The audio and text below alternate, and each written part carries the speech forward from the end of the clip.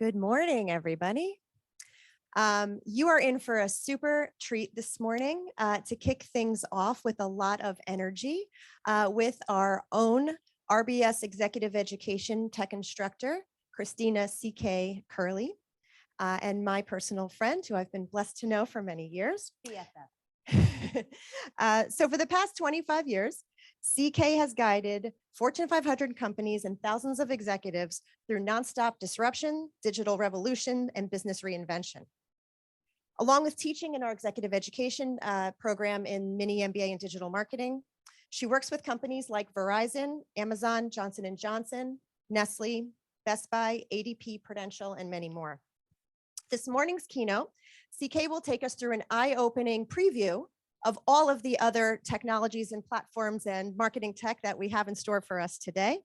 She will give us a tour of the next everything and why it is the best possible time to be in marketing and working in customer experience. Today's entire agenda will go deeper into the technologies that CK will introduce you to this morning. So please join me in welcoming CK Curley. Good morning and good morning, Newark. It is good to be here today, and it is good to be in marketing and basically any business function in this time and throughout this entire decade. Isn't it good to hear some good news after a lot of hard news this year? Folks, when you're in my type of profession, our type of profession, always looking to the future, we are always asking ourselves one big question. And the question is always the same. It's the answer that varies. The question is as timeless as it is timely. And it's what's the next big thing? Or in this case, what's the next everything? You want to put my slides up? That's perfect. Folks, the answer right now, and I've been around the block, Web 1, Web 2, Web 3. We'll go through all of that. And I'll tell you, I have been from social to mobile, smartphones to smart things, robots to cobots, devices to data, Web 1 to Web 2. Now, a 2D web goes into a 3D metaverse. There has never been a time when I've been more optimistic, and I'm pretty optimistic as that goes, but there's never been a time where I've been more optimistic about where the new technologies are going to solve problems and let us take back the web. Let us own our own data. What a concept, right? Very excited about Web 3 and how it moves us from a time of an attention economy into a true ownership economy and into new worlds where we'll actually stop always looking at a screen. I know, what a concept.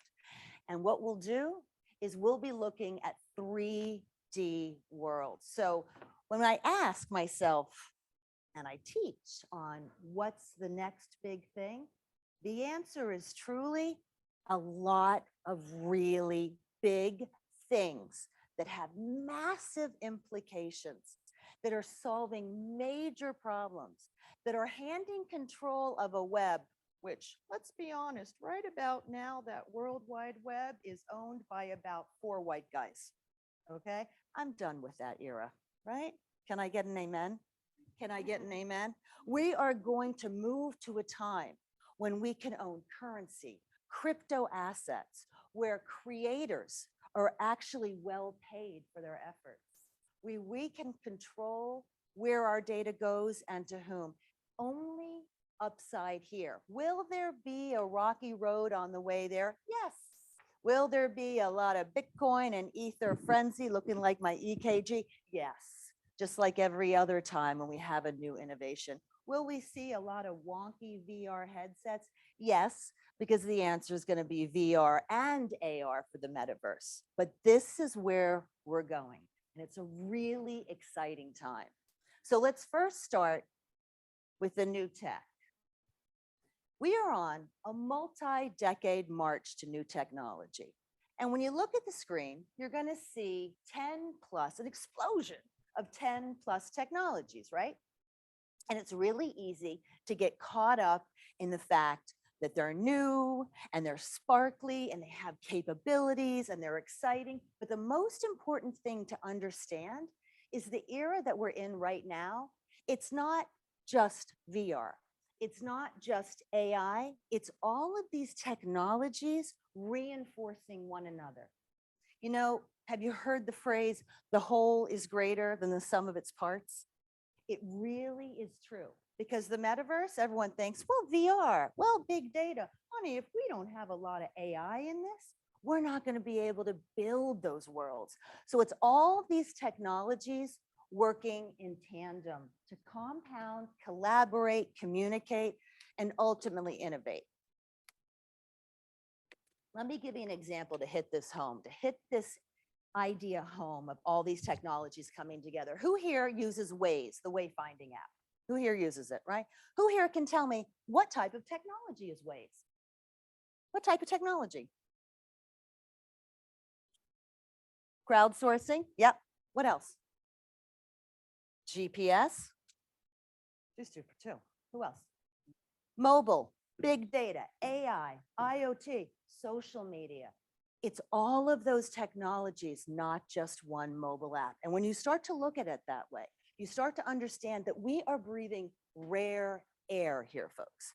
We are the beneficiaries of all these technologies. All our predecessors went through many an AI winter. We've been actually talking about the metaverse for well over 25 years. We get to have all of these technologies and all working together. So we are truly in, come on in, you're good, a multi-decade march to better technology. What I say is it's a digital renaissance. And remember this, the way that we speak about the Renaissance right now that took us out of the Middle Ages is the exact way that the historians will speak about this digital renaissance 50, 100, 150 years from now. So when you get really overwhelmed about a lot to learn, remember how lucky we are to be breathing this rare air.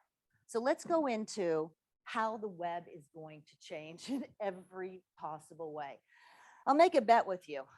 Keep me to it because I'll win this bet. The web is going to change more over the next 10 years than the past 25. How? It's changing in every single way. The web we know on our screens, how cute, how cute. Now the internet goes to the physical outer net. So now we're infusing data and connectivity into our real world. The next generation is going to be like, I'm sorry, it's so cute that they said online, like we were ever offline, like we always had to look at a screen. It's everywhere. Also, the web, we have been focusing on the web for the last 30 years. It's high time it focuses on us. Finally, conversational computing. People say to me, I don't know if the older generation, CK, will really be hip to all these changes. And I say, the web is becoming human. It's the easiest interface of all. It's conversation. Of course they will. It will mainstream across all cultures. From answers to actions, here comes AI. I'm old enough, though I know it's hard to believe it. I am old enough to remember when Google wanted to be the world's information in Web 1. Now that's not good enough. I don't want information. I want intelligence. Take those actions for us. In fact, don't deliver it in real time. That's so 2010. Do it in a predictive manner. Folks, we are going from 2D webs to 3D immersive worlds. And we are looking at a time where the centralized web is going to a decentralized model for data and infrastructure. Now, when we talk about decentralizing and we talk about technologies like blockchain, it gets a bit difficult at first because, of course, I'm excited about it, but telling people it's going to decentralize everything. It's disrupting every single sector. We're going to disintermediate. They'll be like, you lost me there. So what I say is this. I say, think about the problems it solves, which I'll get to in the next slide. Because when we start talking tech, even to techies, we lose the true value of these technologies. Now, I want to start here with the World Wide Web and its iterations.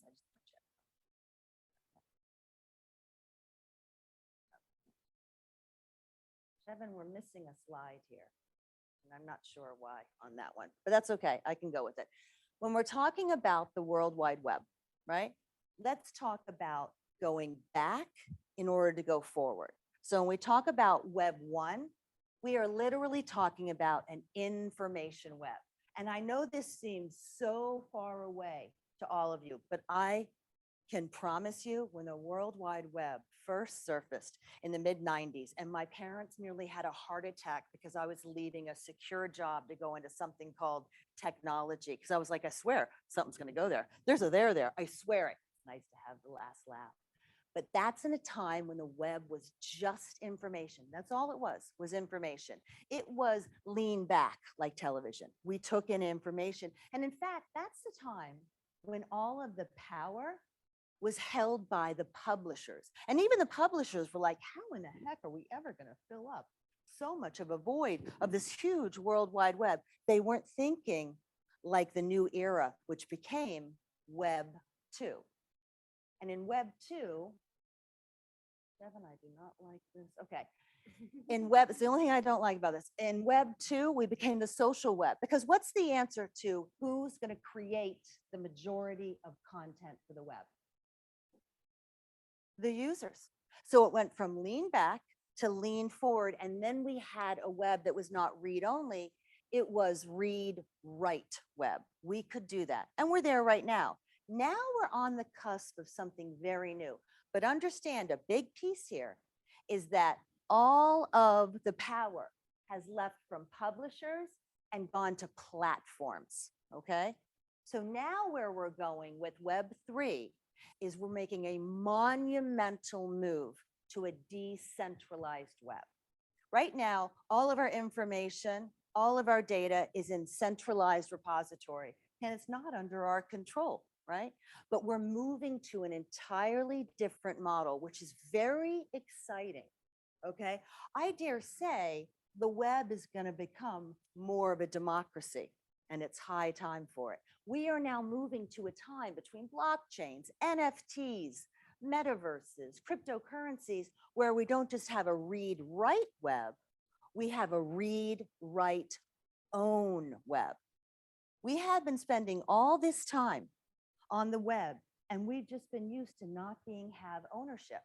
We're finally moving to a time where we're going from read to read-write to read-write-own, and now who will have the bulk of the power?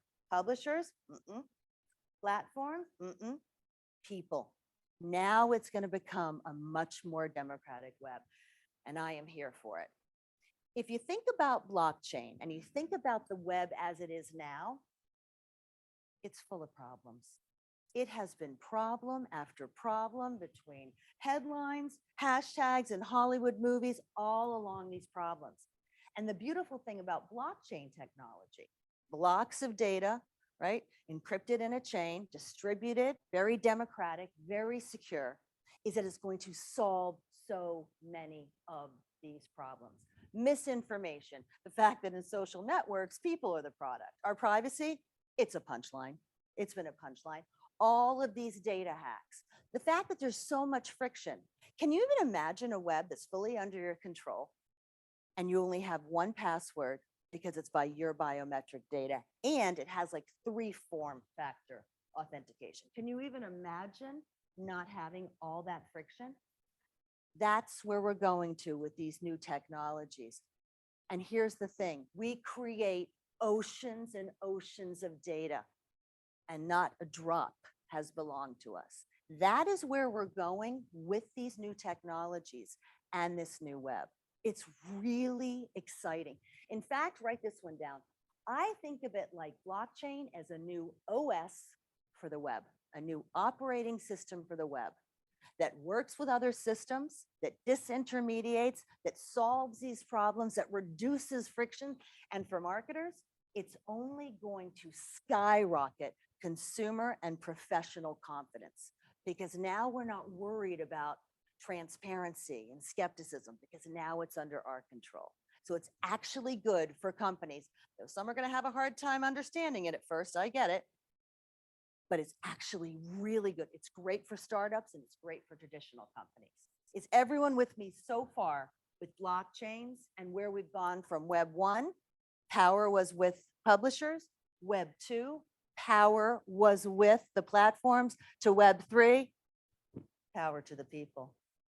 Okay. We are going through a time where Web3 is really, really hard to understand because it suffers from definition. Because actually, I'll ask a group and they'll say, what is Web3? And the mixes of responses I'll get is bets on Bitcoin, musings on the metaverse, something about a chain of blocks. I get it. It's hard to understand. This is another one to write down and remember. Web3 is not just a modernization. Web 1, Web 2, Web 3. You know what Web3 is? It is a movement. It is a movement of new technologies. It is a movement of new ideologies. It is a movement of new economies, from attention economy to ownership economy. This is the big one. The biggest piece is the shifts in power. Who will keep it? Who will reclaim it? Who will lose it? And how to gain it in the future. So right now, we're basically fed up with the current state of the web.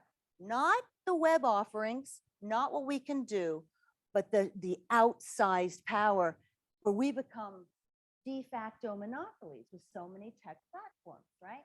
And we have a lot of backlash going on. We have a creator rebellion that's in the making right now, more power to them. We're fed up because what we're finding is that we want data freedom, not data feudalism. Oh, you cute little servants out there, you know what we do all day, every day? We till the fields. We create all the farm, all the agriculture. And as a result, you know what the owners give us? A piece of cabbage. They don't give us our freedom, our data freedom. This is where we're going to. Also, transparency, greater transparency with blockchains and the like. We no longer need to gatekeep. We now can have full transparency because of these new technologies.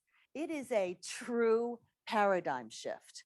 Also, interoperable open systems. What a concept where everything works together and works in harmony. And most importantly, we are going from a time with this new ideology where we want a web that is by the people, for the people, and of the people.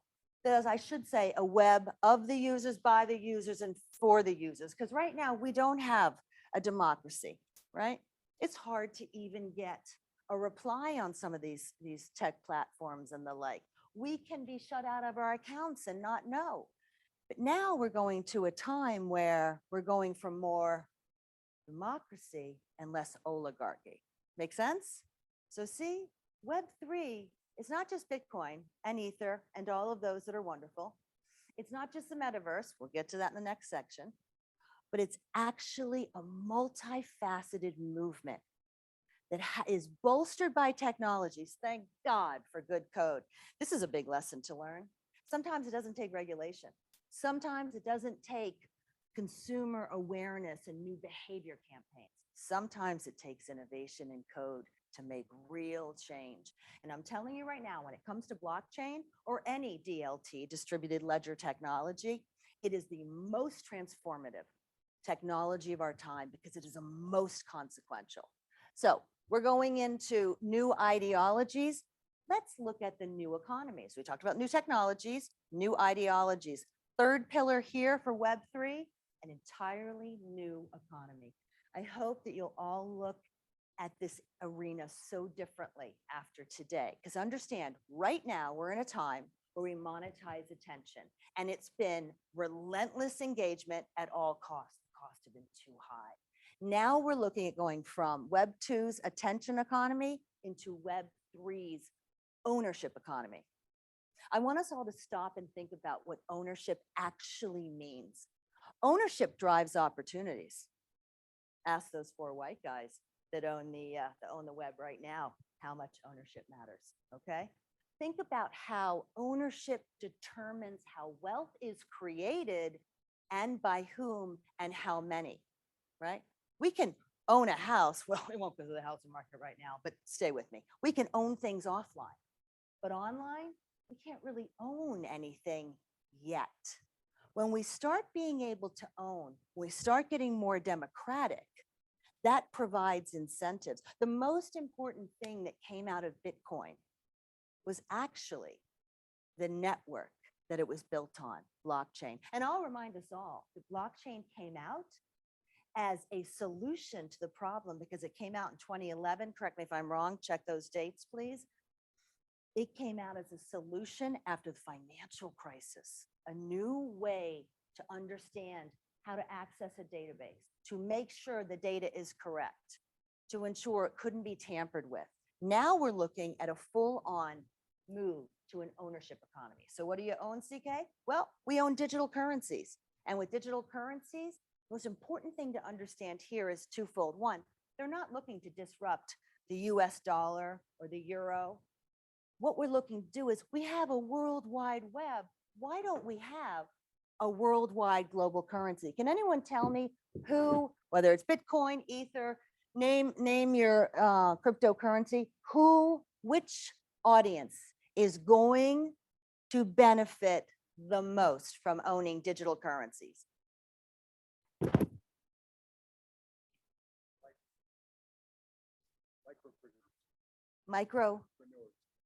Micropreneurs. Actually, yes, because those micropreneurs are in the developing markets. In the first 25 years of the World Wide Web has benefited the advanced and the developed economies. The next 25 goes to the developing economies. Folks, the World Wide Web needs a worldwide currency. It also needs a way through NFTs, non-fungible tokens, right? A way to show attribution, creative control and the like. Actually, the best NFTs won't just be online. It'll be when I get more cute shoes offline, I'll get the same for my avatars in the metaverse. But what NFTs do is they introduce scarcity. They allow companies that are small, micro, to macro, to own those assets, sell those assets, right? And be able to track those. So important, ownership economy. Third thing, we will own our own data and control it. What a concept. What a huge concept. And it's not that companies won't get to benefit from the data. Quite the opposite, twofold. It'll actually be an accurate 360-degree view of our data. And we'll open it up if we trust the companies. Of course we will. Never a better time for startups and for companies that want to what? Reinvent than the next 10 years. The next thing we're looking at, right here, is organizational structures. Even the way organizations are structured. I have gotten into so many talks with so many Uber drivers about, I know they're taking 35% right now, but you got the code, you got the platform, you're going to unionize, you're going to get a bigger piece of the commission, and actually the customer can pay less. Folks, when you look at the code and this innovation, even the structures of organizations, of foundations, of companies differ. So does everyone understand how we're moving from an attention economy into an ownership economy of cryptocurrencies, digital assets, data, and even organizations themselves? I ask you all, how can you not love Web3? How can you not love what it stands for, what it opens us up for as consumers, and what it means to our customers, whether it's B2B, B2C, or B2G, or heck, B2E? Any good movement is powered by changing mindsets, any good movement. And Web3, hold on, is no different. Think about it.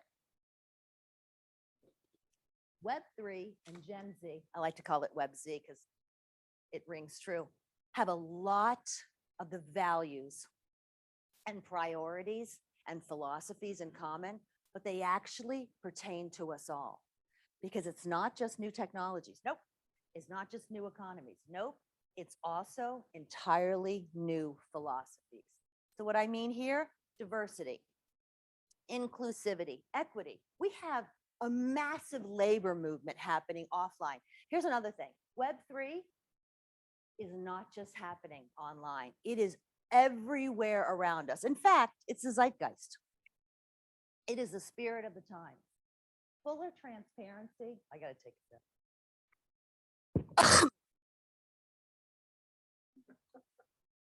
That was not planned. Hold on. Future of work. You hear that phrase, future of work? Future of work is not, will you be in the office? Will you work from home? It's the future of workers. You know what we want? We want a purpose, not just a paycheck. Such a concept, right? Right. We want to be able to look at work and have value as part of that. That's very Web3. Sustainability, heck, accountability. What has Beyonce and Lizzo, it's about damn time, done, right, in the last 2 months with their new records? They've changed lyrics because they found out that the word spaz can be a lot of ableism with that because of cerebral palsy. And they've said, thank you for teaching me. Because now we're in a time where diversity, inclusivity, equity, transparency, accountability, and relatability really, really matter. So Web3, new technologies, new economies, new philosophies, and shifts in power. Before I go into the metaverse, I want to explain and hit on this. The web is evolving, expanding, and multiplying. It's no longer a singular web. It's no longer just one, even though you have 1, 2 environments here. Now we have the internet, the classic internet. Now we have the physical outer net. I'm sorry. I'm gonna have to take some water. It's because you brought me in from SoCal. Okay, we have the classic internet, the physical outer net, the mobile web, Web3, the metaverse. These are all part of what? Connected environments. We are no longer a singular internet. So what the metaverse really means, along with being a 3D world, what the metaverse really means, and it's just starting now, it's gonna go through hiccups, it's gonna go through fits and starts, it's gonna go through wonky VR and AR headsets, but what it really is, it's the big what if. What do I mean by that? What if our 2D internet acted more like our 3D physical world? What if we could create immersive experiences, right? And remove friction. What if we could limit and decrease limitations? You want to hear 2 big limitations that we don't even think about? And shame on us. 1 in 4 Americans has a disability. It might be cognitive, it might be motor, it might be visual. It's not as easy to go to different places, but with the metaverse, the world comes to you. Here's another big one. 20% of the world speaks English as a first language or as a language. Right? What percentage of the web is in English? We're translating it. 80%. Folks, think about how things change when you bring VR, AR, big data, AI. What if we could instantly communicate with other cultures and languages by looking at their avatar and instantly seeing that? How much would that benefit us? Also, what if our media could create a sense of presence? And what if we went from 2D websites, oh, so 2020, to 3D worlds? So the metaverse is truly the big what if. And this is what I want to hit on before I close. The big piece of the metaverse is that what it's doing and saying about society. Because right now we're in a time of convergence. When I had all of those technologies up on the screen and I was saying how they all come together, what they're doing for the culture, I always said with the mobile revolution, it's not how we changed to mobile, it's how mobile changed us. The mobile revolution is about people, not devices. Right now, boundaries are blurring. Why? Because boundaries are blurring, merging, converging, and overlapping. We're not always online. We're not always offline. We are always working between 2 worlds. When I came here this morning and I ordered up my Uber, I am in the real world looking for my car, and I am on my app watching as the car goes from 900 feet to 700 feet, just because I can. But folks, We honestly live and breathe between two worlds all the time. Whether it's bringing more of our digital world into the physical world, that could be through Internet of Things and IoT, whether it's your connected sprinkler, your connected thermostat, heck, your connected car.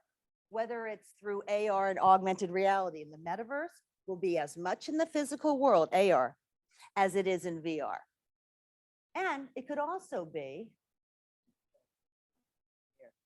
overlapping virtual and digital, just like we do in our smartphones. At the same time that we're bringing the digital world into the physical world, we want our digital world to act more like our physical world. And the big thing on the pandemic, it caused all of our societal activities. It accelerated technologies, digital transformations, and we spend more time online, so we want better experiences from being online. Also, whether it's through digital twins, a digital replica of physical factories, people, products, processes, or the metaverse itself, we want to bring more of our digital world into the physical world, and we want to bring more of our physical world attributes into the digital world. So blurring, merging, overlapping, converging, we are only seeing the tip of the iceberg right now.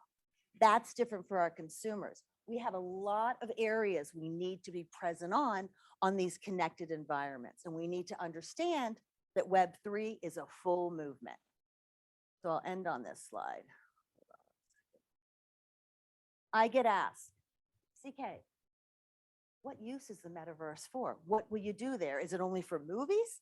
Is it only for socializing? And I say, I want you to use the word metaverse and substitute the web.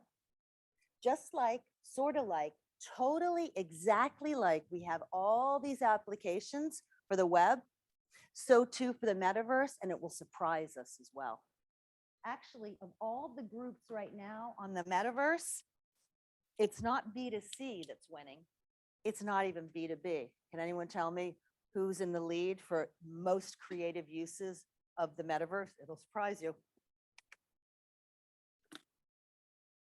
P2P, nice. It's government. I know. You know why?